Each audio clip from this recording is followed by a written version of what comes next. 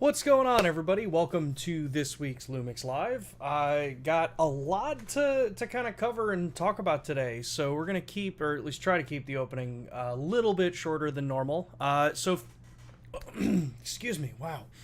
If this is the first time you're joining us, these are the weekly broadcasts that we do every Thursday at 2 p.m. Eastern Time, where you have the opportunity to talk directly to us, Panasonic Lumix, here in the United States, to address questions you have, troubleshoot things, hopefully show you some cool stuff with the camera, or as, you know, I kind of want to talk about today, clearing up some misconceptions and some maybe gray areas of what people may understand about how to use some of the different features in the cameras, but also sit here and answer your questions. This is a general Ask Me Anything stream, so whatever questions you have, make sure to drop them in the chat, tag at Lumix USA before it, so I can see it on my end. I know there are a bunch of questions already in here, so I've already been able to see some of them. But yeah, if you moving forward, if you can tag at Lumix USA, it just helps me see them and separate them out from maybe conversations you're having with the other viewers versus something that you're asking me directly. That said, as I said, there were a couple of questions that had come in prior to the stream going live that when we go into the dashboard, they disappear, but I have them copied here. So I will be addressing some that aren't on the chat yet, but they were before the stream went. And yeah, before we jump into it, want to remind everybody here in the US about Lumix Pro Services. If you are a new purchaser of a Lumix camera, or you recently got a Lumix camera, make sure to take a look at LPS here in the US. Get yourself registered for free on the red tier. If you're someone who likes to have that extra level of protection with your equipment, take a look at the platinum tier. That is a paid level service, but that does offer you 2-day repairs, next day shipping both ways. You get 20% off out of warranty for any kind of like damaged equipment. And then you also get access to our membership hotline if you're someone who'd rather speak to a person on the phone instead of through a chat or an email. And then you get the other kind of maintenance stuff like annual sensor cleanings, firmware updates, all that kind of stuff. So if you're in the US, you can either check the QR codes that were up just before or link down in the description. If you're joining us from abroad outside of the United States, we do have a link down there for the global portal for LPS if it's available in your region. So yes, I encourage you to all go take a look at that and check out what's going on. So let's see here. I think that was the fastest I've gotten through the intro in about 2 minutes. So, yeah, let's kind of start with some of the questions that had come in, before the stream started, before I go into actually my S5 Mark II X here, hooked up to talk about some of the misconception stuff. But, one of the first questions here was, from Eric asking, what is the best way to expose hybrid log gamma for maximum dynamic range in a run and gun situation with potential for various lighting conditions? And Eric is using a G9. So in general, with hybrid log gamma, if you're using that as a color profile, there's a couple things that you want to remember about shooting in that profile. And it's that hybrid log gamma is designed so that it will map kind of automatically through the metadata tags to the display that you're putting it on. So if you are going to, say, capture an HLG and you know that you want to capture it and shoot it for HDR displays, so you want to put it onto a hybrid log gamma compatible television, you're going to want to expose and use your waveforms. Waveform is going to be your best friend in that kind of shooting environment. Make sure you're not clipping out your highlights, make sure you're not crushing your shadows too far down, and then kind of go from there. What ends up happening when you shoot that way is that when you bring it back onto an SDR display, so if you're working on, say, a computer monitor that only displays SDR, it's going to basically conform it to 709, to a standard dynamic range display. That means that some of your highlights are going to look overly clipped, some of your shadows may look a little grayer than normal, or they may look ultra dark by comparison, because you're taking something that's designed to be flexible between a 10-bit display and an 8-bit display, something that's designed to display much more dynamic range than standard dynamic range can. And most of the time this is done behind the scenes for the very basic level of explanation. But if you use your waveform, if you use the tools in the camera, luminance spot meter, stuff like that, it's going to help you at least know where your highlight range should be. The other thing is that we do have in the camera the ability for the HLG View Assist.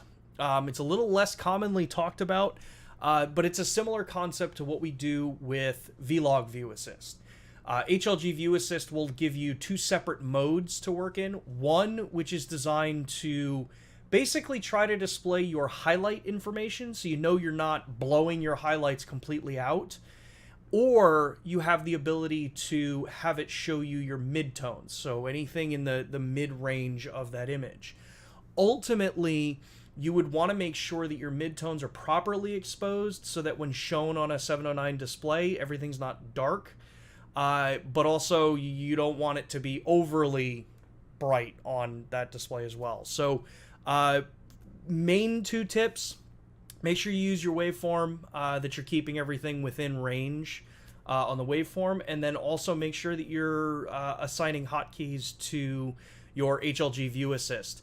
It's a little bit harder to shoot HLG run and gun if you're going to try to do it this way. There are a lot of people that do capture in HLG and then work with it kind of like Vlog. However, on a G9, you have to be a little careful doing that because HLG on the G9 is designed in the kind of more limited luminance range. So it's not designed for grading. You're not really supposed to grade HLG footage from these cameras, though there are some people that have created Luts that give you some really awesome look out of it. But HLG was always designed as a direct out-of-camera deliverable.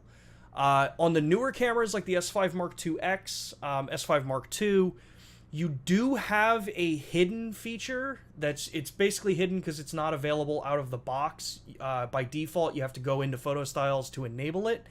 That does give you HLG full range. This means it's going to give you the full luminance range available, so that opens up another challenge. If you bring it into editing software, you have to make sure that you're shifting your luminance ranges properly. And you wouldn't really use full range HLG if you're going to direct it out into something like YouTube or direct onto a TV, because the TV's expecting one thing, you're sending it something that has basically whites, and your white and highlight range goes out of range, and your shadow and the black levels go down below range. So you have to be a little careful with that on the G9. But if you use your tools, if you make sure that you're setting your midpoints properly, making sure that your grays, like the midtones, are around 42 IRE on the waveform scale, you should be okay. But I would definitely recommend checking out some of the different users on the Facebook groups and some of the different video forums who have a lot of experience capturing in HLG for a little more standardized use cases. They can probably guide you a little bit better because every run and gun situation is going to be different. So yes, you want to work fast on your feet, but HLG isn't, I'd say, like a magic bullet for getting maximum dynamic range. You are going to have to give up dynamic range somewhere, whether it's in the highlight range or the shadow range. That's going to come down to the scene that you're in, because one setting is not going to work best for every time you go to use the camera. Gets close, but not quite perfect for that kind of stuff. So there was another question here that came in from MC Media and Film. It says, I remember on a feed a few weeks ago, I was explaining exposure and noticed that I have EV value set for photos. And you have yours set for video, but not for photos. I'm a little confused by this question because I'm not sure what you mean by the EV value. If what you are referring to, and this is a little bit of one of the slightly lesser known things. I know I've done streams called lesser known. One of the things that I think, if you're looking at an EV value on the camera, this is where our luminance spot meter can be used both in photo and video. So it's going to depend on, kind of what you want to work with on the camera. So right now I can turn luminance spot meter on, and if I come down here to like my GM5 that I've got or GM1 that I have sitting over here, if I go onto this and I set my luminance spot meter, you'll see one, right now it's reading out in 14%, which is just telling me that that value is at 14% of the 0 to 109% scale for super whites, and then black, which would be 0. And this is going to be dependent on the color profile that I have the camera set in. If I change this to Vlog, you'll see it'll actually change to stops. So now you'll see that it's under 2.8, which is telling me that the point that I'm looking at is not in middle gray. It's not at the 18% gray mark. It's going to depend on the photography side really how useful that is, if that's what you were referencing. From a photography sense, the reason why I typically do still use luminance spot meter even in photography is because I can sit here and look at, say, if I can move, well, that's the wrong point. If I can move my luminance spot meter box and say, I want to make sure that in my shadow range, when I'm moving this around, I want to make sure that this particular, say, box region where the top solid box is, I want to make sure that that's not crushed so far down in the range that when I have to do my editing, if I'm trying to bring detail back into that in the raw file, I want to make sure that that's not just at 0, which means that there is no data there anymore. I want this to have some information there, but also I probably don't want it sitting below, in my personal opinion, I usually don't want it to sit below, 5 to 10%. So in a case like this, this is where, you can start to kind of come in and shift what you have it set up for. So if I come in here and I change my ISO back to auto, so I can actually change my values, I'll know that, like, okay, I can come in here and it's like, if I get it to 1600, that means that that shadow point is only at 5%. It means that it's not buried in the total basement of the image, but it's also not too bright that it's, closer to gray. Because remember, 42% or 0 stops, depending on the color profile that you're in, that's going to tell you, like, that particular point is middle gray. Whether I use this in the photography mode or the videography mode, it's going to be the same story. So right now, you'll see that in photography mode, that particular spot right here is sitting at 18%, which means that that's way too high. You wouldn't really want to ever shoot like this because it means that you're pushing your highlights way too far. So in a case like that, this is where, I could come in here and say, well, actually, since I'm in manual, I have to change my shutter speed here a bit. Or actually, I'm in shutter priority. Let's change this to manual. So if I'm sitting here in manual, and I turn, let's say, because my ISO, let's bring this to 100. My meter is telling me this, and then I want to go in and I want to change my exposure or constant preview. I remember where all of our stuff is in our cameras. It's like there's so many things that we have in the menus, and I get pretty close at remembering where they all are. So right now, like I said, it's showing me that it's at 18%. If I come in, well, let me set this the way I typically shoot. And this might not actually work because I've got it attached to the HDMI, so I have to do it through EV. You can see here that at 0, with the exposure values that I've got set, it's showing me that this image, because of the preview, is going to give me a 16% in the shadow.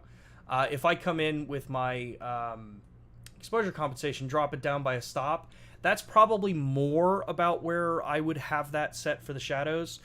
And then obviously I can also just take this point and I can bring it up into a highlight region and say, am I blowing this highlight completely? It's only 98%. I've got flexibility on either end for how I want to create that particular look.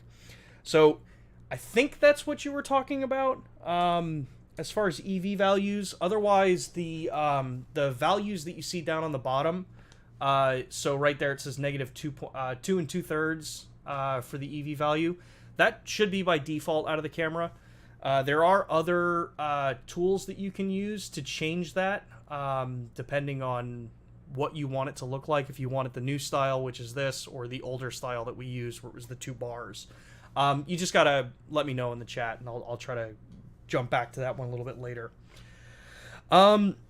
The other question that came through before the stream started was from Michael. It says, can you walk through the meaning and use of luminance level? What should I be using for video? Does it affect quality, post workflow? Is it destructive or an adjustment to make? This one, I have to admittedly give you a very high level overview of this one. Because there are the things that I know about working with luminance level, and there are the things that professional colorists and people that are working day in and day out in video editing and delivery can tell you about it. The basics here is that think of luminance level as, not actually think of it, what it is it's the levels that you have between 0, so total black, and total white. Depending on the output that you're working in, or the output where you want the video to go, or the editing software that you're working with, or what just you plan on doing with it. Are you going to stream with this camera? Are you going to, record so that you can edit later? These are all factors that can help determine which mode do you want the camera to be in. In the Lumix cameras, we allow you to actually change these values. So you can go in and say, I want to record full range, which would be 0 to 255 or 0 to 1023 if you're in 10-bit. What that means is that from your total black to total white, so 0, just a black image, to a total white image, you have either 255 steps, technically 255, or you have 1023. So that divides your shades into those regions. This is one of the reasons why 10-bit gives you better gradation when you're doing grading.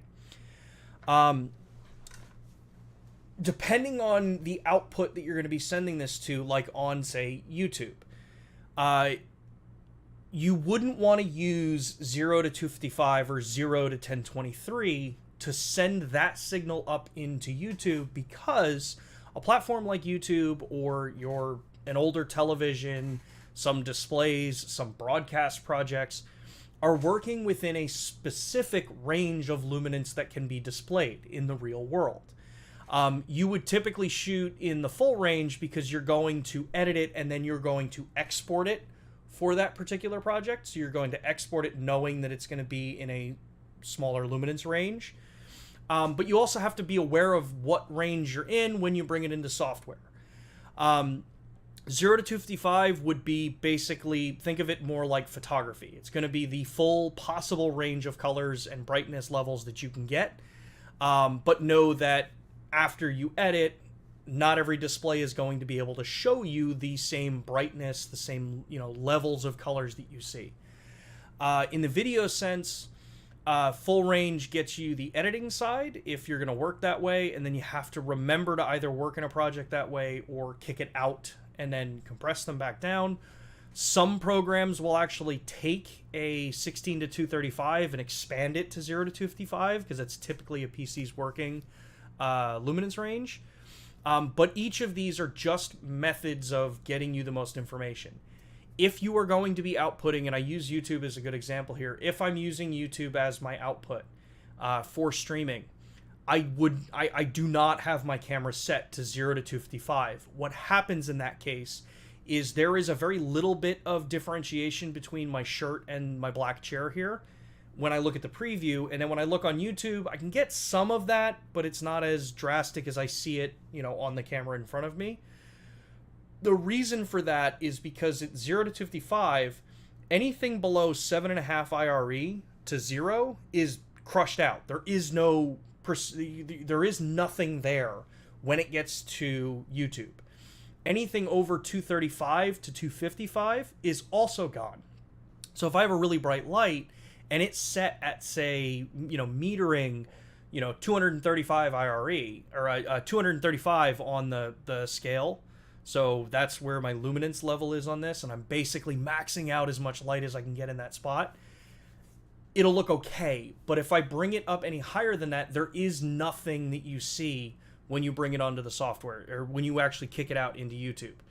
So my typical rule of thumb here is if I'm using any of our cameras for streaming, I'm setting my luminance range to 16 to 235. It gives me enough range to know that this isn't a heavy grading scenario. I'm not really kind of working too hard on this. It's literally, I have the camera, a lens, I just pick my frame rate and light it the way I want it to look.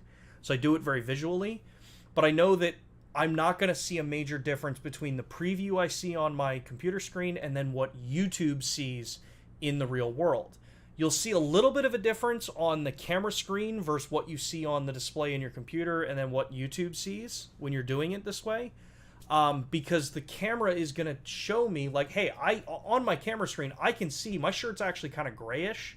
It is a black shirt, but on the screen, it's a little gray. And I see a clear differentiation between my shoulder and the chair.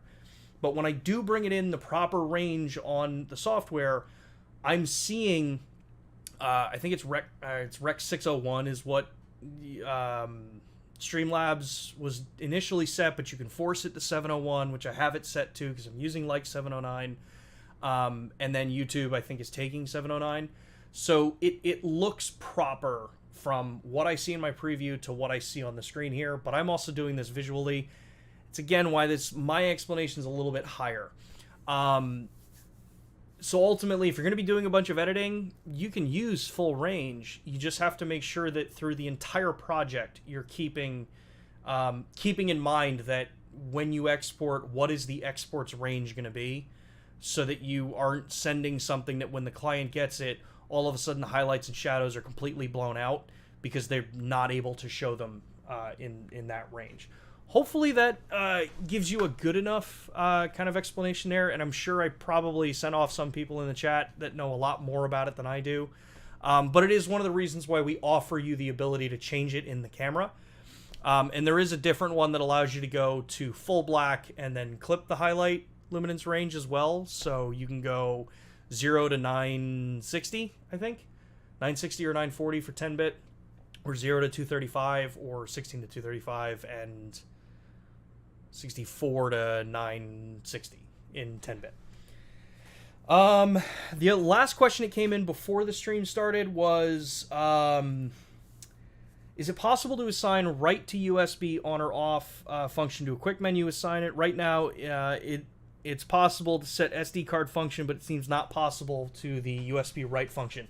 At this point, there isn't a quick option to be able to turn on and off the USB SSD recording, mainly because that's a system change. So it's similar to the concept between changing the camera from NTSC to PAL to Cinema 24. You have to change the way the system works when you do that. Doing it on the fly, it also takes a little bit longer than just changing the destination card slot. But it is something we can bring into the engineers and see, is it something that actually would make sense? What are the pros? What are the cons to it? But that's one of the reasons why we have these streams. So, all right, current questions here. Couple that came in here. How do I change ISO settings to lower? And this is from, I think it's Lionel. How do I change ISO settings to a lower ISO than 400 when shooting DCI 4K cinema or UHD 4K? This is gonna, there's two things that are gonna be about this. So in the camera, if you have your camera set to, say, Vlog, because that's what 9 out of 10 times, that's where this question comes from, is I've got my camera in Vlog, or I've got it in some color profile. You'll notice in Vlog that 640 ISO is the lowest that I can go for this particular shot. You do have the ability to come into the camera's menu, go into the settings, and then you can change the what's called extended ISO. So if I come in here, you'll see I have the option extended ISO. This is in the custom menu under image quality page 1, and again I'm using the S5 Mark II X as my reference here. I can turn this on, and then what you'll see is that if I go into my ISO again, I can go down to 400, and I can go down to 320. Extended ISOs can be useful, but you have to be a little careful with it. If the camera is telling you that 400 is the lowest that you can go, anything below that is going to be in an extended range. Trade-off that you're going to give to go down a lower ISO when you're in an extended range is that potentially you're going to be clipping your highlight dynamic range, because that's what happens when you go down into extended range ISOs. So that means that you're not going to get as much dynamic range. If you're doing it strictly because the scene is too bright, I highly recommend get an ND filter instead. Typically, it's not worth dropping dynamic range, especially when it comes into the highlights, just to get a lower ISO, because maybe you need, your exposure values aren't able to get you to where you need to go. Or if it's something where, you're trying to shoot wide open and you need that extra stop for it, just get an ND filter. It's it'll serve you infinitely better in the long run. Because you'll be able to not have to sacrifice dynamic range to go down in ISO. The other issue that you run into with it is that typically when you start going down and pulling your ISOs down, this goes the same for when you push your ISOs in the extended range, you're either going to be increasing some potential other artifacts that can come up, so maybe a little more aggressive noise reduction, maybe less aggressive noise reduction. Typically when you go into the high ISO range and you go into extended high, that's where you start seeing a little bit more color shifting. You see maybe more luminance and color noise showing up into the frame, because think of them as like overvolting and undervolting to get to those ranges particularly. So if 400 is what you're getting on the base level, depending on the camera that you're using, if it's 400, it might actually be, sounds like a Micro Four Thirds camera. That's where your basic lowest range is. You can go lower, look for extended ISO in the system menu there. Like I said, it's going to be in a similar spot. It's going to be under the custom menu, and then it's going to be called extended ISO. That's going to get you that ability to go lower. But again, I highly recommend get an ND filter if you need to go lower, or you need to shoot at a faster aperture. To get your exposure, you're going to get much better results than you would by using extended ISOs. Let's see, Adrian says, on my last trip, the S5 Mark II was labeled professional and frowned upon in most public spaces, as in I can't use it. I'm guessing, Adrian, that this is either some sort of venue that has policies. It's going to be a roll of the dice in some situations.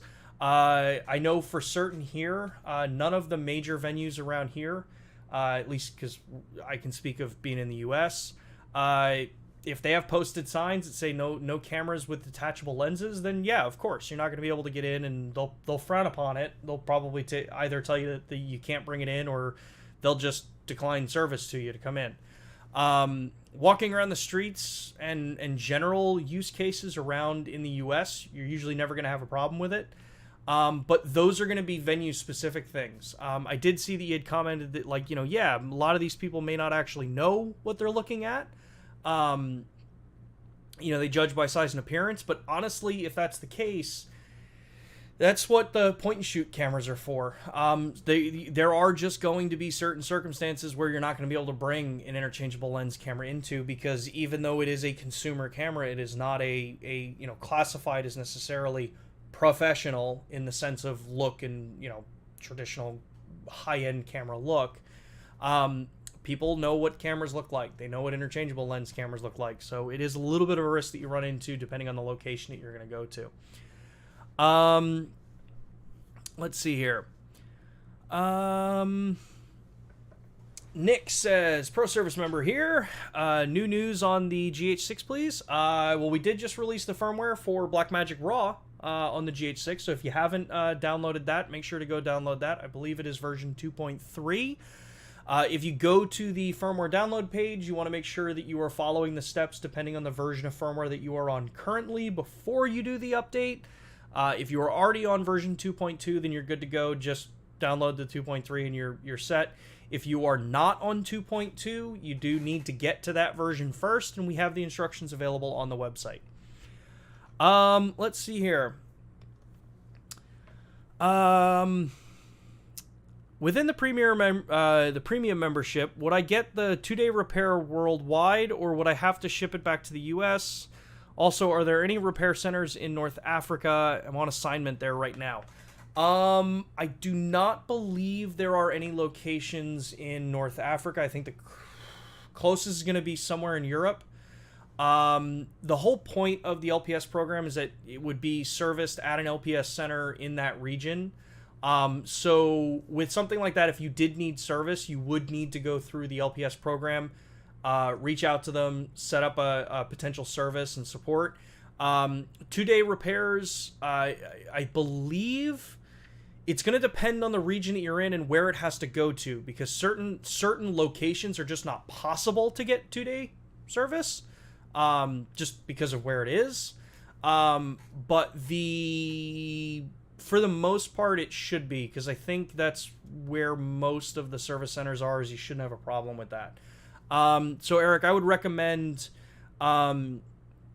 reach out to the LPS program. There should be a service and support ticket program through there to get yourself set in there, and then that will start the process to also be able to locate a service center, get you set up, and then you'd be able to communicate with them about service times, depending on where it's got to go, where it's coming from, that kind of thing. It always gets a little challenging depending on where the camera's got to go and where it's coming from. So, I'm just going to call you EC. Says, please help. I'm shooting sports basketball. Are you shooting basketball with the S Pro 70-200 2.8 on your S5 Mark II, and you're having trouble with autofocus. About 60 to 70% of the photos are in focus. While sometimes the background is in focus, I'm using human detection and switches between zone and full area. Any advice is welcomed. So one of the first things that I recommend checking is really going to come down to... let me change this into the photography mode, since we're talking about the photography side here. So if you are looking at the photo mode, you'll see in the focus menu here, you have AF custom settings options, and let me change this to continuous focus so that we see it. By default, the camera's shipping to you in set 1. Set 1 is going to be very, generic in use case, and I actually have to reset my set 1 because I was playing with it. AF area sensitivities, 0, switching sensitivity 0, moving subject prediction is at 1, so it's in the middle. We do have a mode, so set 3, which is kind of designed for that, kind of basketball, football situations where your subjects are randomly moving and you potentially could have some things moving in and out in front of your subject. So the first thing I would try is make sure you're working with the different set values. So set 1, set 2, set 3, and set 4. Set 3 for basketball is what the engineering team and the photographers that we worked with kind of landed on for a preset, but you have different controls here for it. Something to know is that if you're going to be utilizing the different set values, certain modes are going to work primarily when you're using the full area mode. So depending on things like switching sensitivity only works when you're in the full area AF. So if you change the camera to zone or one area plus, switching sensitivity does not change. That stays at a default. Moving subject prediction is something that is used for whatever the subject is that you've got. So if you're using zone, it's going to try to predict that subject's motion based on the inputs that it's getting.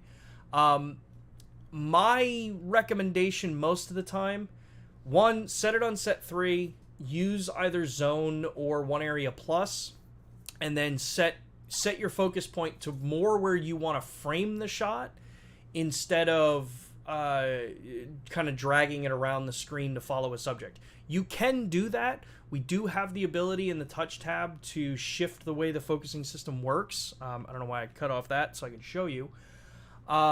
We do have the ability to do like kind of what some other brands call touch and drag. We've been doing it for years at this point, where I can come in here, and if I go into my touch settings here, I can do touchpad AF. I can change the offsets as to where the active area is for my particular offset, or I can set it to exact.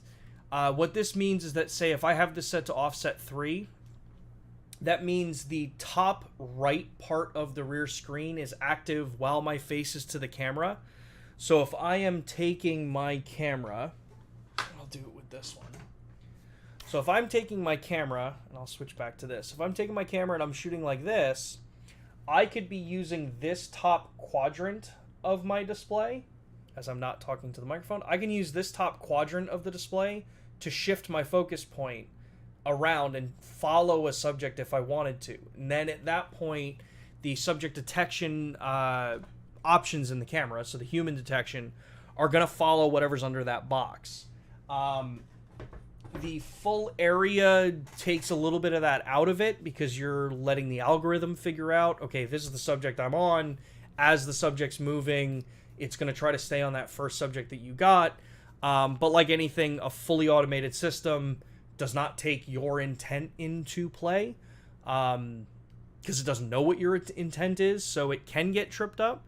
But that's true for any of the cameras that are out there. If you can use the Zone or One Area Plus as your kind of foundation for utilizing the AI side of the subject detection, you're going to get a much higher hit rate. That in tandem with setting it to set 3 is going to speed up the focusing system so that you're going to have maybe a little more snappy, a little more responsive when the subject's there as they're moving, and you'll get an increase in hit rate. As an example, the motorcycle photography that I like to do, in set 1, which is the default out of the camera, I would get maybe about a 70 to 80%, sometimes maybe lower, when I would use one area and human tracking to follow a subject around a tight corner as they're going, say, maybe around 20 to 40 miles an hour. When I set it to set 4, I'm getting about a 98 to almost 100% hit rate, save for any kind of technique issues, just because I set it to set 4, so it speeds the whole system up. It shifts the detection, it shifts the motion prediction, stuff like that. So play around with those, the AF custom settings. That should help you out a lot in nailing that focus where you want to have it kind of set up. So FC says, you showed a very nice camera rig setup connected to an external SSD. I forgot if it was Samsung or SanDisk. Can you name, can that same setup with SSD be used on a gimbal? Thanks. It definitely can. I can probably just take this off and show you quick. I'll have to reattach the HDMI, but this is my rig that I primarily have been using recently. So this is my S5 Mark II X. I have 16 to 35 on here. I use the Condor Blue SSD handle with the SanDisk 1 or 2 terabyte SSD in here. Condor Blue's short USB-C cable gives me a right angle on the bottom here. And then I'm using the small rig cage because I prefer the kind of more form-fit cage. Not the perfect cage for everybody, just works for my personal use case. But that setup does fit on my RSC2. The only issue you may run into is the left to right balancing, because now if you have the handle where I have it, you're putting a lot of extra weight on the far left side of the camera. So you may not have enough room to shift everything to the right or bring the balance out. But that's the nice thing. I can move this handle anywhere I want because it's got a NATO rail. So I can just shift it right on top if I want. But that's the primary setup that I've been using. And I use it for photo primarily. I know the idea of an SSD and all that stuff is primarily being picked up for the idea of videography. But being able to have a 1 terabyte SSD that just slots right into my ProBlade dock that I have here saves me a ton of time, and I only ever need one SSD for my imagery, and then I can have my SD cards in the camera as a backup. If I don't want to use the grip, I can just tell the system, hey, use the SD cards. So hopefully that helps, FC. But that's the setup. It's Condor Blue SSD handle. The USB-C cable that comes with it, and I bought an extra one just because they're really nice to have a right angle USB to straight angle or straight USB. And then SanDisk ProBlade 1 terabyte and 2 terabyte drives are what I use. Let's see here. Just as a reminder, if you have questions, make sure to tag at Lumix USA. EH Films. Hey, Sean, working on a new review and wanted to see if Panasonic has any comment on the dissolution of the cinema division or if there are any plans for a new cinema or a new camera in the high-end lineup. I honestly have no idea what you're talking about. You would, if you are looking for any kind of comments from Panasonic regarding rumors or speculation about stuff or different divisions that we have within our company, you would need to reach out to the PR teams on stuff like that. Because honestly, I don't know what you're talking about. So, let's see here. In Lumix S, I'm assuming S5.2. Next firmware, can we see focus lock in multiple human body in single body constant? I think what you're referencing is you want to be able to like tap and lock a subject. It's been brought up. A number of users have brought that up, and we've been trying to kick that over to the team to see if we can get it there. But yeah. KM says, will there be an HEIF format for photo? I honestly don't know. I really want to see HEIF in the cameras, considering that they're now a little more readily usable. Mobile phones work with them. Both my iOS and my Android devices have been using them now for a little while. Photo editing software, I think, is better at working with them now. Originally, it was a little more of a challenge, but yeah, we've asked our teams, hey, look into HEIF, see if it's something that we can, put into the cameras currently. So, can we provide all video subtitles, all languages? For the playback of these videos, I assume. Unfortunately, I don't really have the bandwidth to do video subtitles in every language. So right now, it uses the subtitles can be auto-generated through YouTube. That's one of the reasons why we kind of just leave it like that, but we can always look to expand in the future. Pete says, hey, how's it going, Pete? Any real benefit on the GH6 changing frequency from NTSC 5994 to Cinema 24 Hz for video? Glad you asked this. The real benefit between Cinema 24 and 59 or NTSC is strictly going to come down to the project that you're working on. There is, I think, a lot of misunderstanding when we say 24 cinema hertz or cinema 24 hertz in the camera. True cinema 24 hertz means that the camera's recording at a true 24.00 frames per second. Your audio is typically going to be recorded matching 23976. That means that if your recorder isn't going to record the same as the way your video is, eventually you're going to get a desync of your audio and video the longer it runs in a single clip. Truthfully, Cinema 24 in the camera is designed more for kind of the niche scenarios where maybe you're working mixed with film, maybe you're working on a project where projection requires true 24 hertz delivery. Though the fact is, vast majority of situations, 2398 is going to be perfectly fine and perfectly acceptable by the vast majority of delivery platforms. And if you are doing any content that's going to live on, say, YouTube, Facebook, Vimeo, Twitch, any kind of online delivery platform, you would not want to shoot in 24 cinema. Because it's not going to match what people's displays are actually, kicking back at you. Mobile devices do not, work in 24 hertz. They don't even work in 2398. Yes, they can display it, but you're getting there's processing going on to make it look right. If you deliver in 30 or 60 frames per second, that's one of the reasons why YouTube, if you go to YouTube, vast majority of time, it's going to try to default on 720/60 or 1080/60.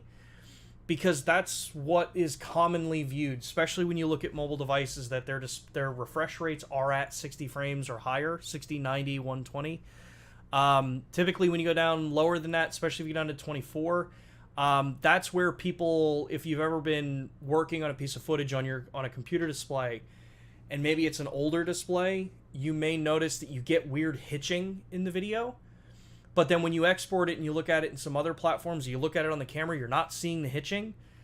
Those are problems that come up if you're shooting in 24 hertz and there's not really a reason to be doing it.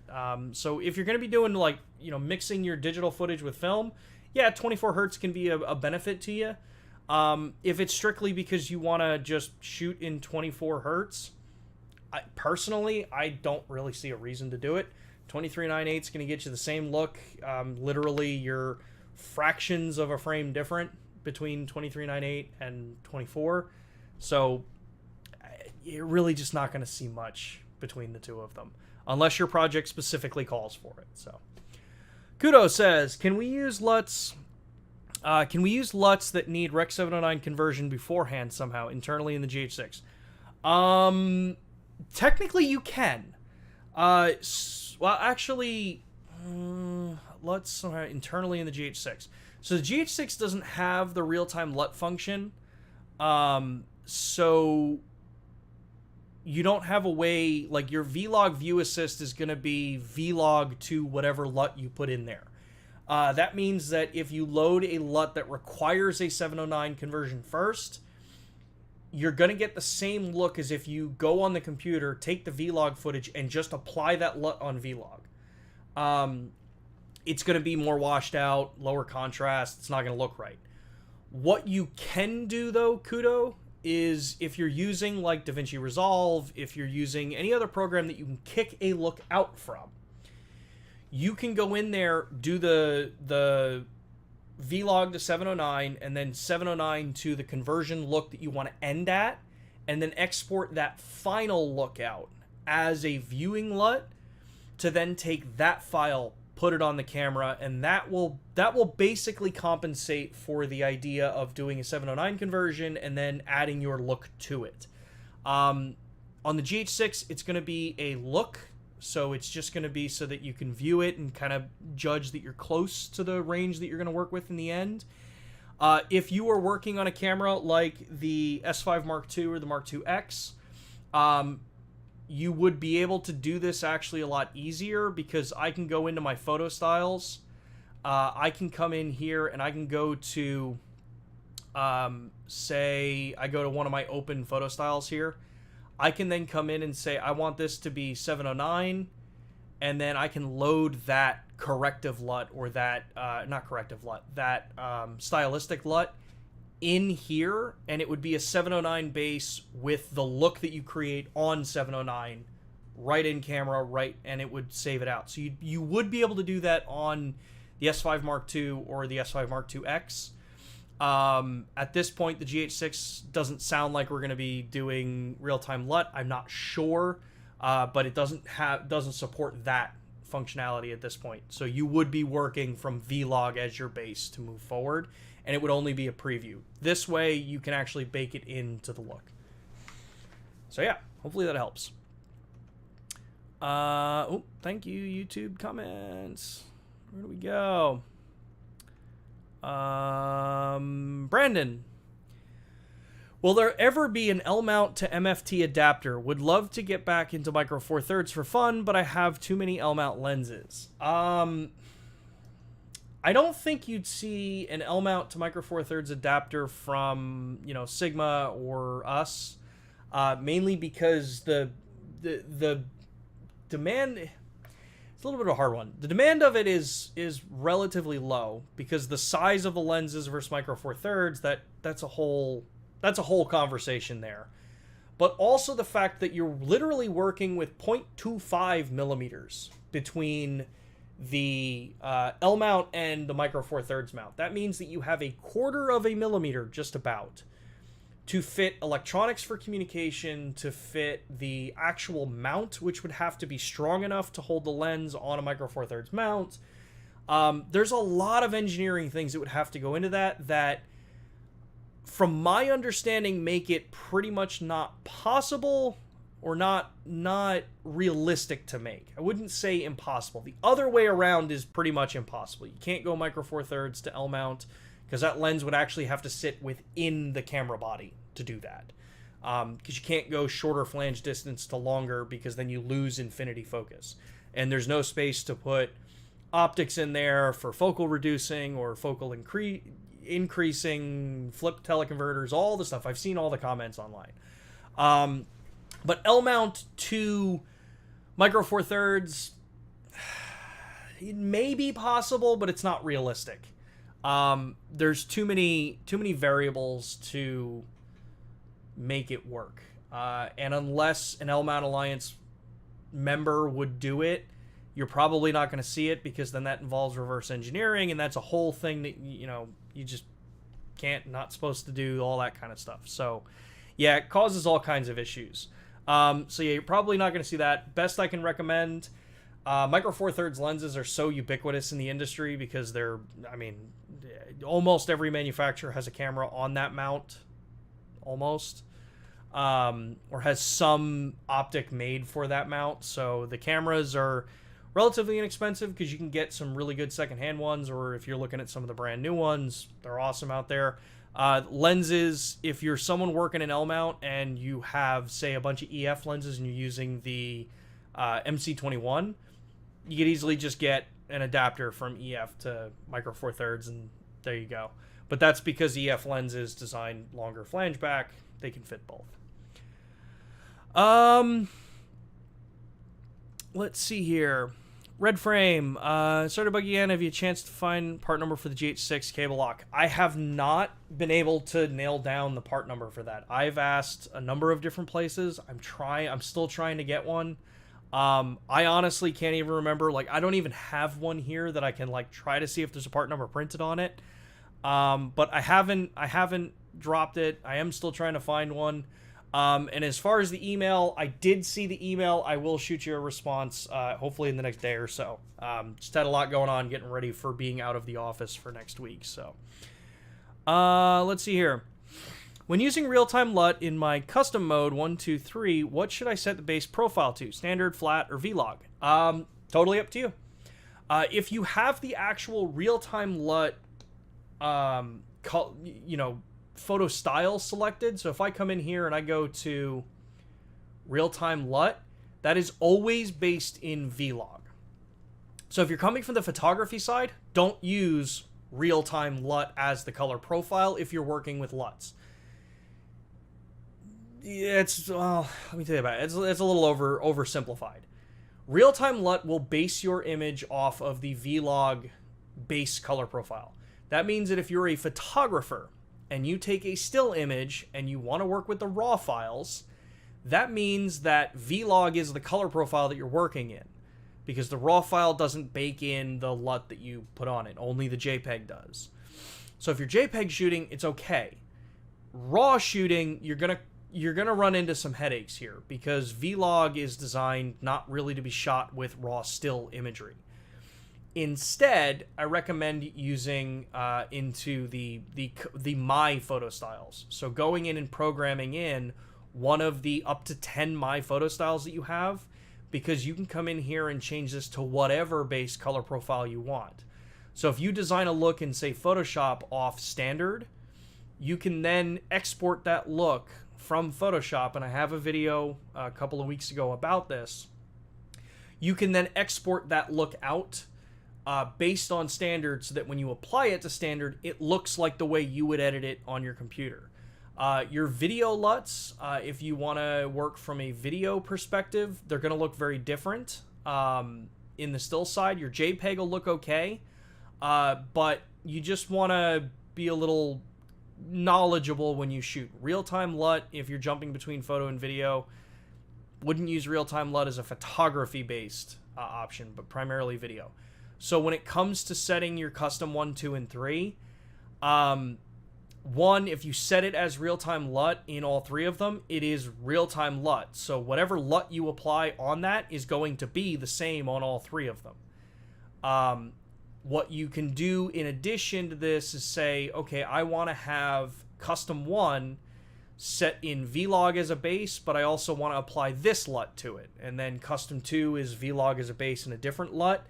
That's where you would set up, 3 or however many different My Photo Styles, but change your base look to V-Log and then apply your LUT there. You would do it that way, and then each of the C1 through C3 dash whatever would be applied the different my photo style instead of real-time LUT.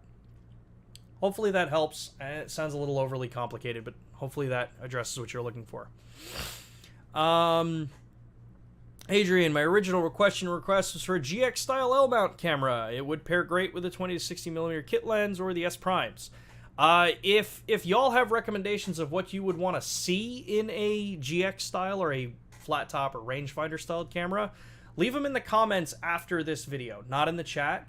I've said this before on the previous streams, and I think we were actually laughing about it last week, but if you have recommendations or if you have questions or things that you want to, have us see, in the chat is great because we can talk about it, back and forth here, mostly back and forth. I have to wait for the time delay on the chat, but we can usually try to, work through questions live on air.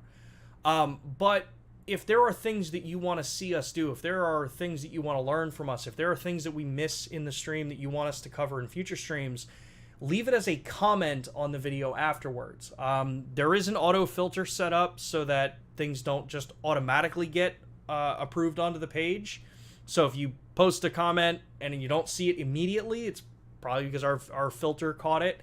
So I go in there about every other day and I approve comments to actually post onto the page.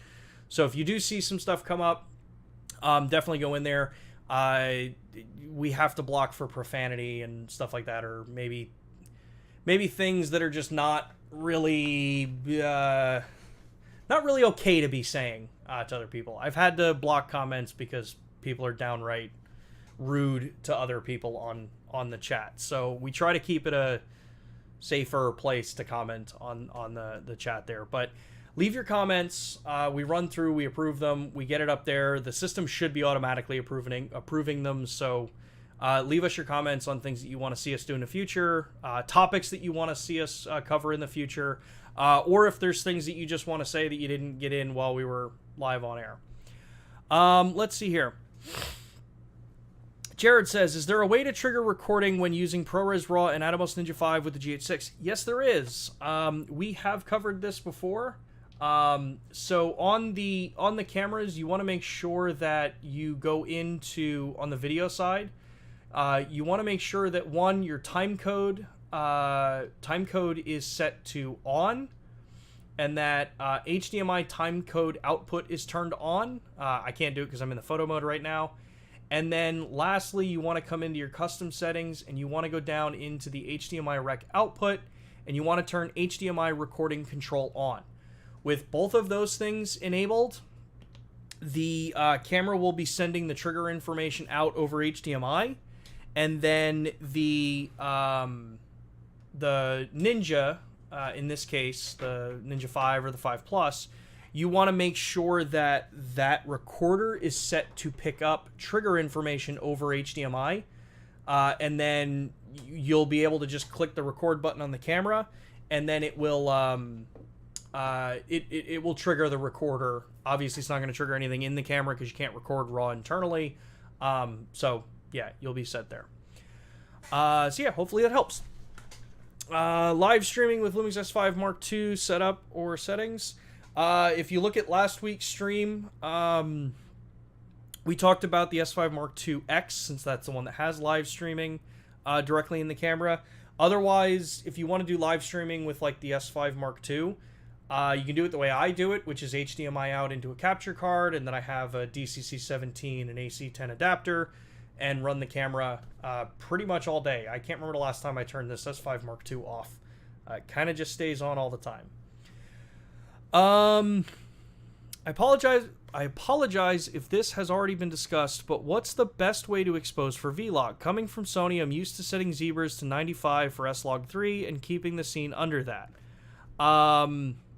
Okay, yeah, I see Dennis has jumped in there, yeah. So yeah, you can use zebras and do pretty much the similar thing as Dennis is saying. If you're someone who's going to have full control over your lighting, that's where you want to maybe use Luminate Spot Meter. Make sure that your midtones are set to 42 IRE, and then you light it to get your contrast into the image.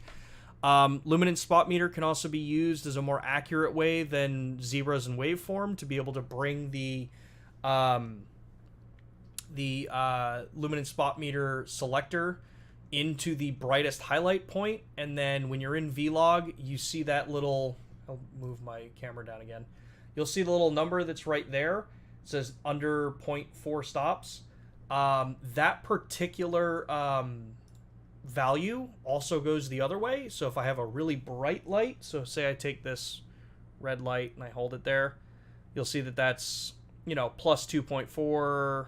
You know, if I move it around right on one of the LEDs, we get plus 3. The high end of the luminance spot meter will also let you go in there and say, hey, I have up to, say, 6.3 stops overexposed or 6.2 stops that I can go over middle gray, and know that that highlight is still, I can still pull that down in post. So that's one way that you can work with Vlog when you're working on the Lumix S cameras that have the luminance spot meter. Let's see here. Beauty of Adventure. If stabilization is turned off on the GH6, how firmly does it hold the sensor still in the camera? Are there any micro movements of the sensor can be equal to a fixed sensor?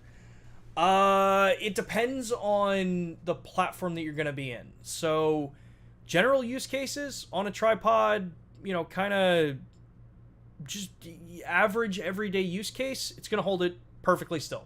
You shouldn't see any problems with the stabilization there. Magnetic stabilization can be very powerful when you're locking a sensor stable or centered. Where it becomes a problem is if you are someone who is mounting the camera to, say, a motorcycle or a car or a train or a plane or anything that has a lot of potential motion. Because what you have to remember is if you, say, mount this camera on a car and then that car hits a bump, the camera is attached to the car, so the camera's going to move with the car. That amount of motion can overcome the stabilization system holding it in place and cause a shift in the image. It is one of the reasons why cameras like the GH5S exist, because of the feedback we got from the professional side of the world that was working, where they had the cameras mounted in cars. May or may not have been a major show that was using our cameras on. And when all of these cameras moved to having stabilization for better handheld use, it had a negative effect in that side of the world. It's why one of the reasons why major cinema cameras don't have stabilization, because in many cases it's better to stabilize with gimbals and Steadicams and stuff like that than it is to let a magnetic system try to do it. But yeah, so that's kind of where it is. It's very close to fixed sensor when you're not imparting a ton of motion onto the system. It's going to depend on the scenario that you're in. Everyday use, you're going to be perfectly fine. Exit says, battery percentage. On the S5 Mark II platform and with the BLK22s, battery percentage isn't something that we can communicate into the cameras, so unfortunately those cameras don't have that capability. The S1, S1R, and S1H do have that capability. It's a completely different battery, and the communication protocols are different between the camera. The camera has to be able to communicate to the battery, which means the batteries are typically more expensive, typically bigger. They have to have more hardware built into them. So yeah, on the BLK22 platform, there isn't a percentage readout for the batteries. Let's see here. Where did that go? Mike is the next question I see here. What are the advantages of using the XLR adapter? Will I have better audio on my S5 Mark II when I use a Rode mic on camera and have it set to negative 12 dB? I get clipped audio in events. XLR adapter help me? The XLR adapter can help you. One of the advantages when you're using the XLR adapter is you get access to 24-bit 96 kilohertz audio, so you get better bit depth on the camera. So that's one thing you get with it. The other is that you get a little more control over the audio levels itself. If you're working in the S5 Mark II, you also have, when it comes to audio, you also have, if I can get to the menu right, so you have the standard and low gain settings here. So standard is going to be set at 0 dB, low is set for -12, and then your sound rec level, you also have more control over it there, so you can go even further down. If you're noticing that as it sits, you're getting situations where you're still clipping, maybe try setting gain level to low and then adjusting your levels from that point. But in camera, and I just realized that you were saying that the you're on an S5 II already. So the big thing the XLR1 is going to get you on the S5 II and 2X platform is that you're going to get 96 kilohertz 24. In camera, you're getting 2448 or 48 kilohertz 24-bit. It's not a huge difference there. So the big benefit you really get on the XLR1 on the S5 Mark II and the 2X is really you're getting the XLR and you're getting the higher frequency, or 96 kilohertz. That's the word I'm thinking of. Yeah, so first I'd try the gain level. You're also working with XLRs at that point, so a little bit better. But yeah, that's probably where your issue is. I would try setting the gain level down to low. Hopefully that helps. Let's see here. T says, is there any chance Lumix provide a firmware upgrade to the original S5 and give it real-time LUT? And do you think generally the S5 will receive any future updates? I typically can't comment on future firmware update plans. The original S5, I honestly don't know if it's going to be getting real-time LUT for a couple of things. I don't know if it can get real-time LUT. Real-time LUT was brought and was made available because of the L² engine. So the new engine we're using in the cameras that also is what helps us do PDAF. It's what helps make the newer cameras able to do the things they can. So because of that, I don't know if the older engine has the capabilities to do it without having to cut something else out. One of the reasons of moving to the new engine is that it's twice as fast. So we have twice as much processing that we can do on the new engine, which allows us to do stuff like overlaying LUTs on a piece of footage that's already encoded. So it has to be able to do that and embed that into the newer setup. That's going to be a bit of a kind of challenging thing to see if it can be done in any efficient way on the older engine. Outside of that, will that camera receive firmware updates? I don't see why not. It's more of a matter of there are a lot of things that we're doing that are being designed and built on the new engine. They have to be determined if they can be ported back to the older system. So, like we said, real-time LUT. Well, the S5 has Live View Composite, and that's actually a reverse side of this conversation. The original S5 launched with Live View Composite.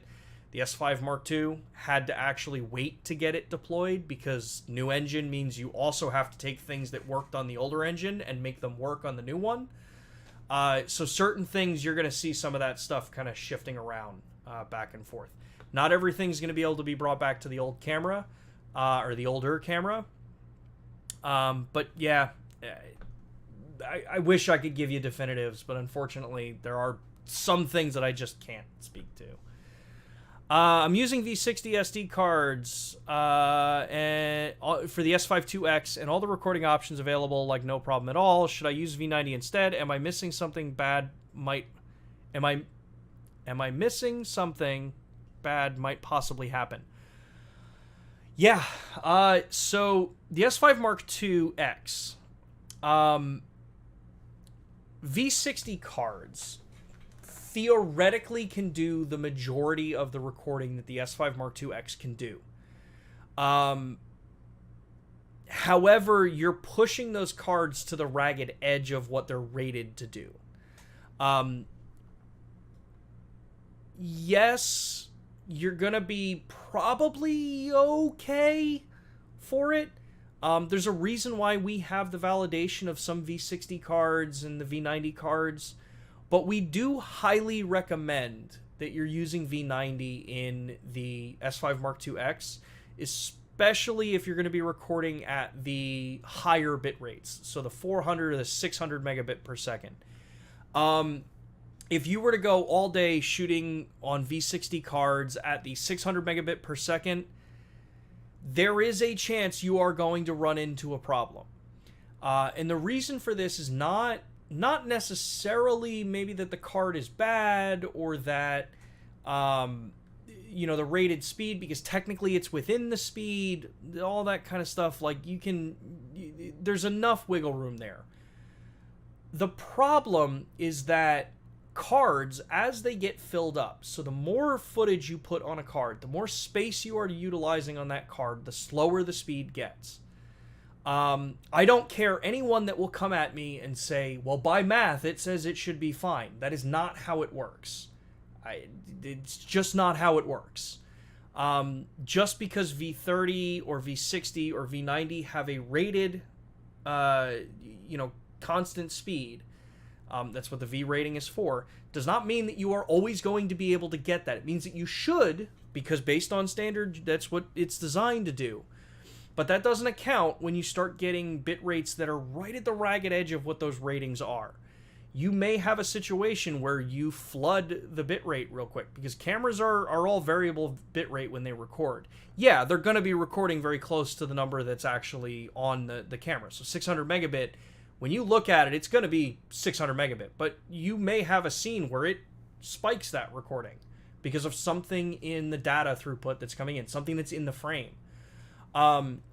So the problem with that is that at V60, you're really pushing the edge of where if you have any situation where it just floods the bit rate, you may have a problem. If there is any defect in the card, if there is any issue writing from that SD card's DRAM into the actual NAND flash or the storage that it has, if there is any slowdown there, that's when you're going to get those notifications that say, hey, recording stopped due to card speed. If there's any variance in what the manufacturer of the card itself is doing with the card, if they're not flagging everything perfectly on V60 or V90 on the specification, and the camera doesn't know that, there may not be enough kind of memory in the card as it's sending all that footage in so that it can then write it to the storage, that's where you can have a lot of those kinds of problems. So you do have to be a little careful with it. That being said, buy reputable brand cards, buy from reputable sources. We have the validation list there because those are cards that we've been able to validate with. My personal opinion, buy V90. They're a little bit more expensive than the V60 cards, but you get also the benefit that when you load them out or when you're offloading footage onto your computer from your card, it's going to be a little bit faster. In some cases, that kind of thing adds up over time. If you're willing to spend, the $2,000 plus on a camera, and you're willing to spend, however much on lenses and the rest of the setup that you're doing, and you're putting your time and effort into this, why let a memory card be the failure point in all of your content?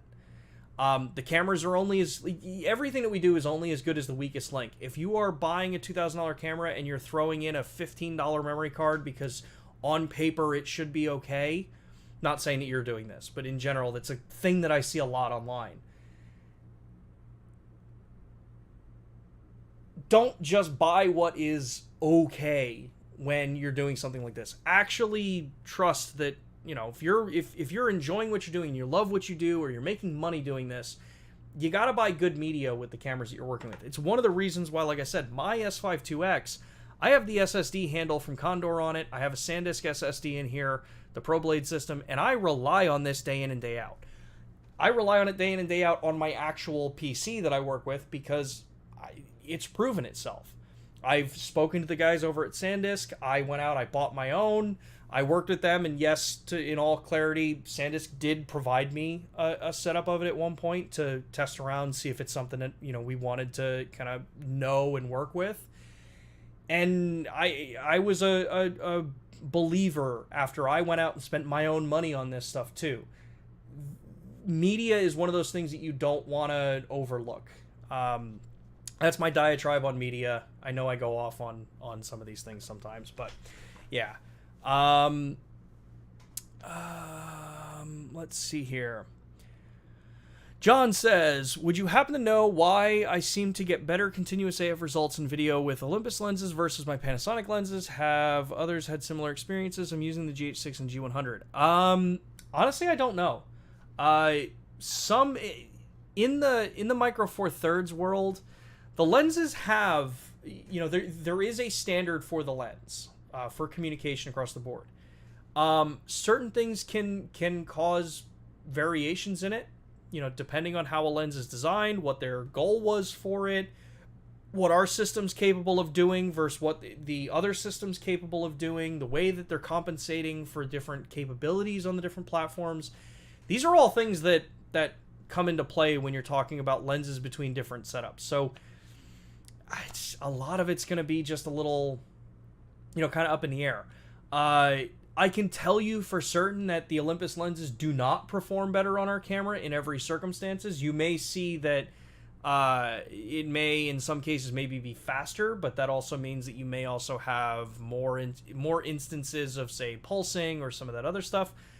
So you get just a bunch of different trade-offs depending on what you want to use. Our lenses being designed the way they are is also designed to be smoother and more I hate that word, a little more cinematic in their focus pulse speeds, the transitions they do, the aperture value transition, stuff like that. So everything's just going to be designed a little different in that case. Harris is here. How's it going, Harris? What are your go-to lenses? Depends on what you're looking for. I don't know if that question was asked to me or if that was asked to the in general community, but I would love to answer that one because I love lenses. In general, I am one of those 35 millimeter people. I love 35. I love our 35 1.8. That's kind of one of my go-tos. 24 as well. I have three of my favorite Micro Four Thirds lenses that I have tattooed on me. 42.5, 12 Summilux, and the 15 Summilux. They're just awesome lenses. I love those focal lengths, 85, 24, and 30. So in full frame, 30, 24, 85 or 90 mil, like right around that range. Yeah, those are my favorite. That's a good question. For everybody else, what are your favorite focal lengths? Leave it in the comments after this video. Leave a comment as to what your favorite focal lengths are that you work with. No matter what it is, whether you're a video user or stills user, let us know in the comments afterwards what your favorite focal lengths are. I don't care if it's from us or from anywhere else or other manufacturer, just the focal length. I'd be curious to see how many people actually are in that 35 millimeter range. Let's see here.